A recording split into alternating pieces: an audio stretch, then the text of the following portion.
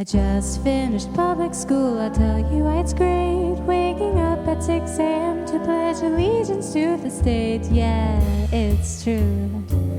I got my public school blues. Would it be great if there was a $30 million fund to push peaceful parenting? Yeah, that'd be fantastic. But it's extreme. It's an idea that's relatively new. It's an idea that is really hard to fundraise off of, and Sure. it's an idea that can be that you can interject while using Ron Paul as a mechanism to push. Like Yeah. I know personally in discussions with folks, it's always really easy to slip in some anarcho stance like a peaceful parenting situation when you start talking with somebody, like, oh, I don't like the Department of Education and they're indoctrinating their kids, and like, yeah, it really starts with the parents. They need to teach their kids well, treat them well, and raise them in a non-violent, non-aggressive situation. Then they'll be able to come to come at it from a more peaceful stance, and then be like, yeah, that makes a whole bunch of sense. And you plant those seeds while using the mechanism of Ron Paul to start the conversation. Okay, I understand that, and I also agree that when you really look down at the finite details, politics is a place where money goes, right? Yep.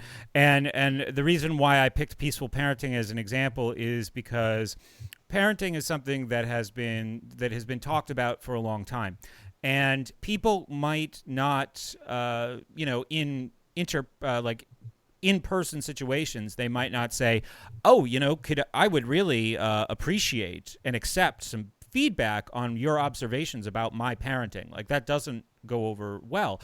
But people are always looking for ways to be better parents. I mean, if you go into, they still have Barnes and Noble, or they still have. That's the one they still have. Yeah, or if Barnes you go on, still exists. Yeah, there would be rows of books about parenting. So it's a place where people are open to suggestions. Politics is a realm where 80% of people who are involved refuse to think about anything.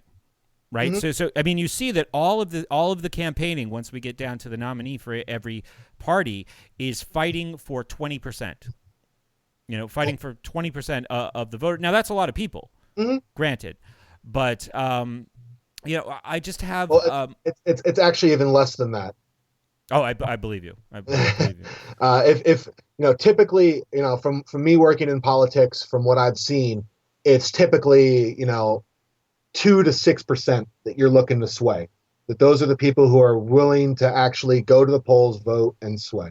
But you're still using. To me, it's all about starting the conversation. Where can I start the conversation to where I won't get an eye roll, to where I won't get an immediate shutdown of of an idea that I want to discuss with somebody.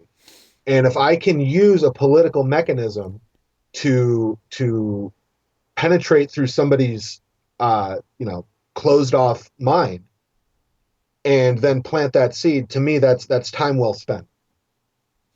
And what kind of success have you had with that, in your personal life? Well, I've personally have seen through my activism with my family. I've seen my family move towards a more libertarian stance in things. I've seen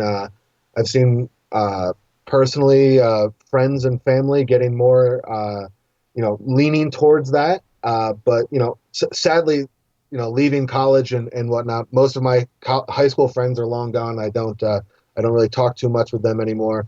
And any friend that I've had in the past, 4 or 5 years has typically been involved in this type of stuff. So there isn't much persuasion needed in my local in my private life with folks. So I've been lucky enough to surround myself with good enough people to where I'm able to focus outwardly with my activism. And the people that I'll second that. The people that I talk to regularly moved towards libertarian ideas, and it was a family member who pointed out that you might not realize over time how people have moved, because it never just happens in one conversation. It doesn't happen where, like, at the end of dinner, everyone is like, "Geez, thanks, Brett. Glad you were here, because we were We were real confused. We were real about- confused. And you just laid that all out for us. Right, Thanks. right.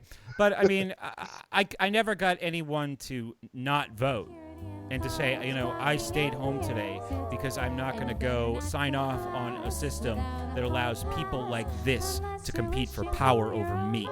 You know, I've never gotten anyone to go that far. I mean, through a lot of the dialogue that I've had with people, I would say I've gotten a handful of them to vote for Ron Paul. Public school, you keep me in good mental